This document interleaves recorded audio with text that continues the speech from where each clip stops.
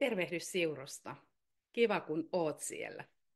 Tämän puheenvuoron tarkoitus on selkiyttää hieman sitä, että minkälainen Mimmi on Kirsi-Elina Kallio ja millaisiin tilaisuuksiin häntä voisi suositella puhujaksi. Tämän puheenvuoroni nimi tänään on aika raklaavasti ja laveasti johtaminen tulevaisuuden työ- ja liiketoiminnassa. Ja tämä puheenvuoro perustuu Kauppakamarin viime vuonna julkaisemaan kirjaani Moderni johtaja. Puheenvuorossani on tänään 3 osaa. Liikkeelle lähdetään ihan siitä, että miksi nyt tässä ajassamme tarvitaan radikaalia johtamisen uudistamista, eli modernia johtamista. Toiseksi mennään sitten siihen, että mitä se moderni johtaminen oikein on, ja kolmanneksi joitain vinkkejä siihen, että miten sitten johtaa modernisti. Lähdetään liikkeelle tästä, että miksi nyt modernia johtamista. Mä vertaan usein johtamista ja nimenomaan modernia johtamista lätkäjoukkueen valmentamiseen. Meillä täällä Siurossa ollaan just selvitty Tapparan kultajuhlista, kun on nyt jo aika keskittyä seuraavaan suureen koitokseen, eli lätkän maailmanmestaruuskisoihin. Päävalmentaja Jalosella onkin nyt parhaillaan aika kinkkinen homma koota näistä huippuyksilöistä, huippupelaajista joukkue, joka pelaa samaan maaliin ja jolla on yhteinen motiivi, eli voittaa se lätkän maailmanmestaruus. Aikaakin on Jalosella aivan rohtinaaliset 2 viikkoa saada nämä toisilleen ehkä hyvinkin vieraat, tosi taitavat yksilöt pelaamaan samaan maaliin joukkueena. Mutta tiedätkö mitä? Nykyaikana johtajilla on sama haaste.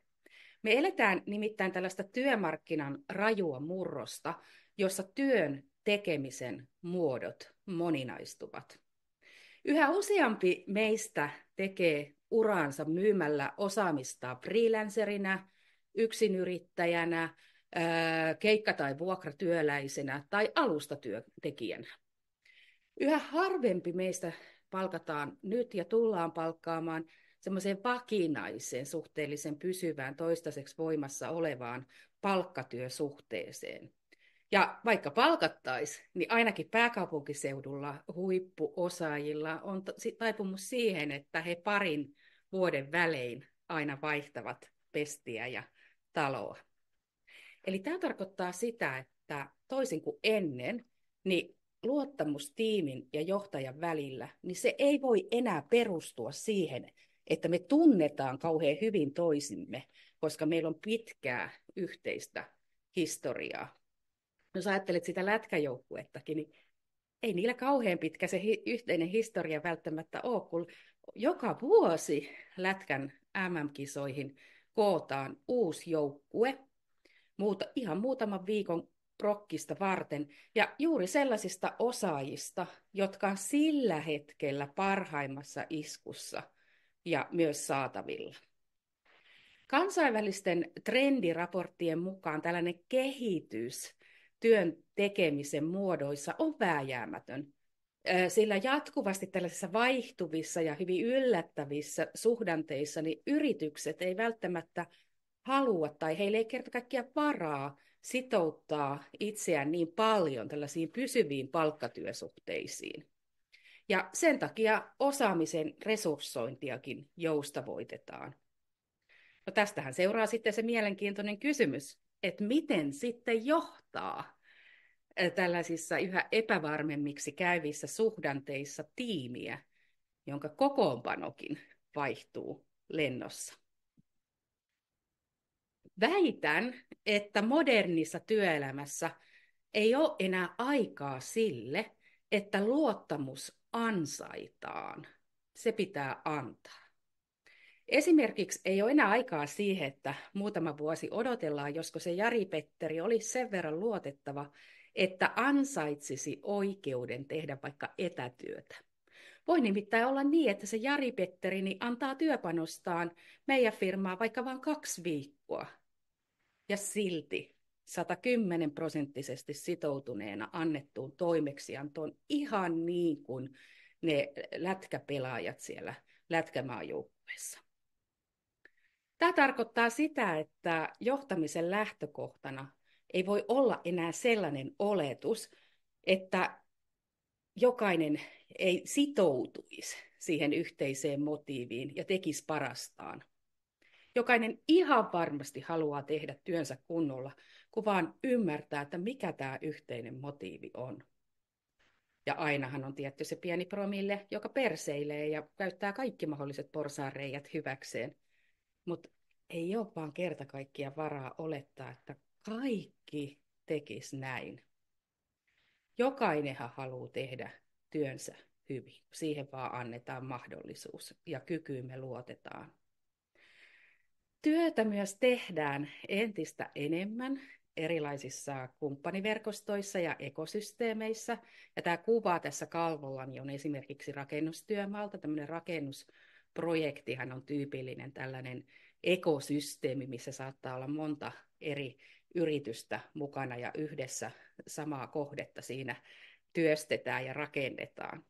Ja sitten kun se kaveri haalarissa on eri firman nimi kuin johtajan nimikyltissä, niin ei siellä työmaalla, niin ei se johtaja voi käyttää semmoista perinteistä direktio-oikeuttaan. Eli näitä perinteisiä johtamisen keinoja, kuten vaikka lupausta siitä, että nyt kun sä Maija teet ton työs hyvin, niin ehkä kuule, ensi vuonna katsotaan sulle palkankorotusta tai muutaman vuoden päästä niin kuin ylennystä. Sillä eihän se Maija välttämättä ole sen johtajan direktio-oikeuden alainen, eli hänen palkollisensa. Siksi minusta onkin todella hämmentävää, että johtamisen oppikirjoissa ja koulutuksissa niin yhä edelleen jotenkin lähdetään siitä ajatuksesta, että organisaatioista tämmöinen suhteellisen pysyvä rakenne, kombinaatio ihmisiä, jossa sitten on jokaiselle oma positio ja hierarkkisesti edetään. Kun useinhan nykyaikana on se, että kuka johtaa ja ketä tässä niin kuin jo yleensä, mikä tämä porukka, josta johdetaan, niin vaatii niin kuin erikseen jo kirkastamista. Tulevaisuuden työelämässä niin mun mielestä johtajuus ei myöskään ole tietty positio tai asema organisaatiohierarkiassa. Mä väitän, että jo nyt ja entistä enemmän tulevaisuudessa niin meistä jokaisen täytyy osata johtaa ainakin omaa toimintaansa. Oli sitten palkansaaja tai yrittäjä, on entistä enemmän otettava vastuuta sen oman osaamispääomansa päivittämisestä, työmarkkina-arvonsa parantamisesta ja urapolkunsa johtamisesta. Ja siksi mä hartaasti toivoisinkin, että myös kouluissa ja oppilaitoksissa otettaisiin ihan tosissaan kysymys siitä, millaiseen maailmaan me tulevaisuuden osaajia kasvatetaan. No mitä sitten on moderni johtaminen? Jos pitäisi lyhyesti tiivistää, niin sanoisin, että moderni johtaminen vaatii systeemistä ajattelua. Ja jos me ajatellaan, että systeemiajattelun vastakohtahan on kategorinen ajattelu. Kategorinen ajattelu tarkoittaa sitä, että me luokitellaan ihmisiä ja ilmiöitä erilaisiin kategorioihin, eli luokkiin. Eli toi on nainen ja toi on mies, toi on nuori, toi on vanha, toi on työtön, toi on työllinen, toi on hyvis, toi on pahis. Kun sitten taas systeemisessä ajattelussa ollaan taas kiinnostuneempia näiden ilmiöiden ja yksilöiden välisistä suhteista. Esimerkiksi me palataan nyt siihen lätkäesimerkkiin, niin semmoinen pelaajayksilö, joka loistaa toisessa ketjussa, niin sehän voi olla niin kuin totaalisen tehoton jossain toisessa ketjussa, vaikka siis se yksilön tiedot ja taidot ja ominaisuudet olisi ihan samoja. Vastaavasti niin ei voi niin kuin kategorisesti luokitella jotain tiettyjä ominaisuuksien listaa, että kun nämä täytät, niin olet sitten tosi hyvä johtaja. Koska sellainen johtaminen, joka toimii tietyssä bisneksessä tietylle porukalle, niin ei se välttämättä toimi toisaalla. No tällaisissa asioissa meikäläinen sitten myös coachaa paljon esihenkilöitä ja asiantuntijoita. Ja yksi tämmöinen coachingin perustotuushan on se, että ei ihmiset vastusta muutosta, vaan sitä, että heidät yritetään muuttaa. Ja sen takia mä näen, että systeemiajattelussa on tähänkin paljon niin kuin annettavaa, sillä se ituhan on siinä, että eihän meidän tarvitse muuttaa sitä ihmistä persoonana, vaan sitä toimintaa, jossa tämä on mukana, ja sen toiminnan systeemisiä suhteita. Otetaan vaikka työnjaon systeemiset suhteet. Meillä ihmisillähän on vähän sellainen pyrkimys, että kun me aina niin kuin haetaan vikaa ja syytellään erilaisista asiantiloista, joko kanssaihmisiämme tai sitten vaikka itseämme ja omia henkilökohtaisia ominaisuuksiamme. Ja jos me ajatellaan vaikka osakeyhtiön toimitusjohtajaa, niin sitä saatetaan niin kuin aika usein syyttää, että onpa meillä ilkeä toimari ja aivan paska. Ja sitten ajatellaan, että vaihdetaanpas parempi johtaja tilalle ja otetaan toi kiva kaveri nyt tuohon toimitusjohtajaksi. Ja vähän ajan päästä sitten todetaan, että ei hitsi, tämä uusi toimari, niin se oli ennen niin mukava, mutta nythän se on johtajana ihan yhtä paska kuin edeltäjänsä ja jopa vielä surkeampi. Eli tässäkin tilanteessa niin me haetaan sitä vikaa sen johtajan yksilöllisistä ominaisuuksista, koettamatta ensin pohtia, että miksi se johtaja kyseisessä toiminnassa toimii kun toimii. Et esimerkiksi osakeyhtiö lakihan velvoittaa, että sen toimarin ensisijainen tavoite on voiton tuottaminen omistajille. Ei sen primaaritavoite ole alaistensa hyvinvoinnista huolehtiminen. Tosin tässäkin tullaan systeemiajatteluun se, että kun sä huolehdit alaisistasi, niin voit välillisesti myös päästä parempaan taloudelliseen tulokseen. Mutta se ei ole siis primaari, ensisijainen tavoite sille toimarille huolehtia alaistensa hyvinvoinnista. Ja näin ollen siis esimerkiksi YT-tilanteessa niin ei se johtaja ilkeyttään pistä porukkaa pihalle. Sekin haluaa tehdä työnsä hyvin ja joutuu aika syvällisesti pohtimaan, millaisella kombinaatiolla omistajat sais tietyillä strategisilla kriteereillä niin parhaat tuotot.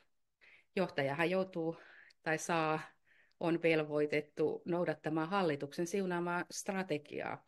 Ja näin ollen, jos sä haluat muutosta, niin kannattaa ehkä mennä niin kuin miettiä sitä, että miten sä pääset vaikuttamaan niiden ongelmien juurisyihin, vaikka juurikin niihin strategisiin tavoitteisiin ja reunaehtoihin, jos ne nykyiset reunaehdot vaikuttaa ihan pöljältä ja ei toimi.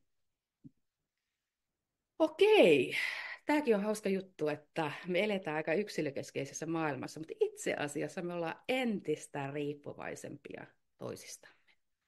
Kukaan meistä ei tässä maailmassa pärjää yksin. Ja tämä johtuu tiedon määrän eksponentiaalisesta kasvusta, että kukaan ei voi nykymaailmassa tietää todellakaan kaikesta kaikkea, eikä siellä yrityksessäkään kukaan voi tietää kaikesta sen yrityksen toimintaan liittyvästä ihan kaikkea.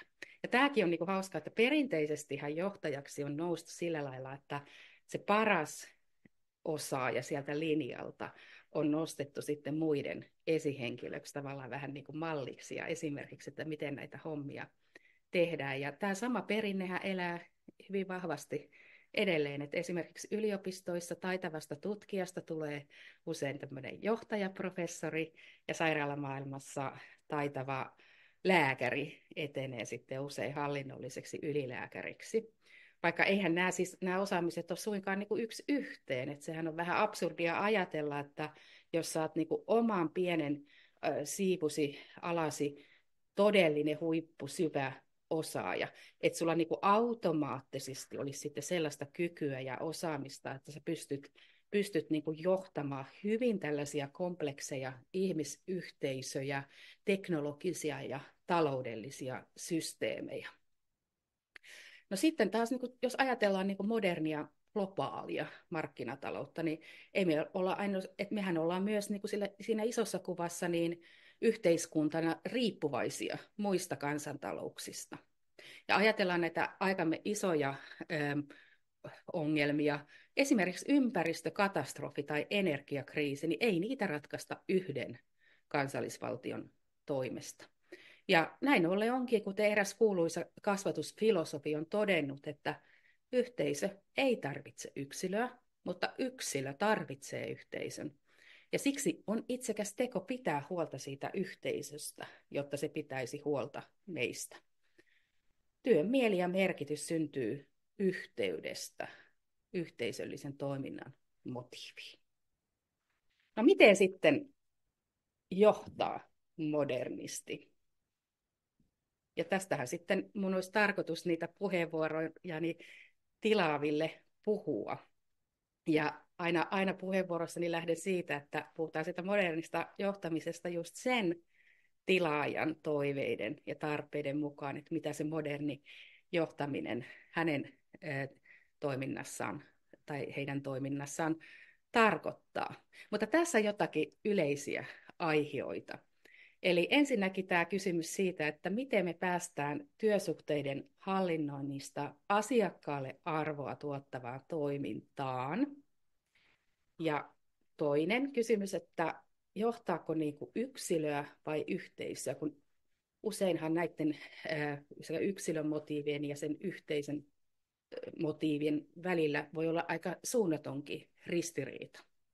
No sitten tämä, että miten saadaan niin kuin ulosmitattua taitavien yksilöiden osaaminen ja luotua jotain, joka on enemmän kuin osiensa summa, eli tämmöistä yhteisön strategista kyvykkyyttä, joka jäisi sen organisaation omaisuudeksi, kyvykkyydeksi hallita sen organisaation prosesseja ja konsepteja, ei vaan niiden yksilöiden tavallaan ominaisuuksiksi, jotka sitten katoaa tietenkin niiden yksilöiden mukana sieltä organisaatiosta.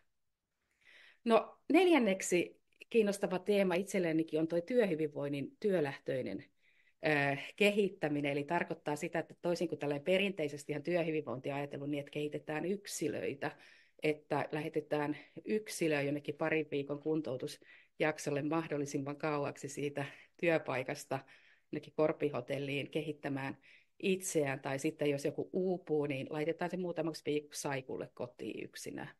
Ei näin, että nykytutkimuksen valossahan eihän tämä tilannetta korjaa, että sitten se saikulla olijakin palaa sinne työpaikkaan, missä kaikki jatkuu kuin ennenkin, ja kohta se on ihan samassa jamassa.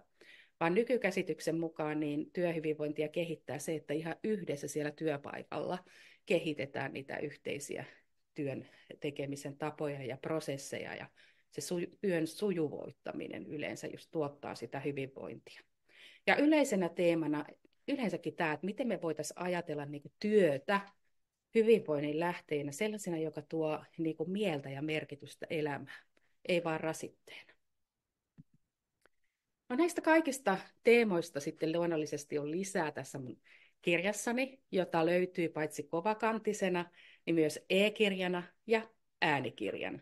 Ja tämä kirjanihan on saanut tosi hyviä palautteita, joista tässä muutama esimerkki, ja sitä paljon käytetään korkeakouluissa oppikirjana ja johtajien mentoriohjelmissa myös.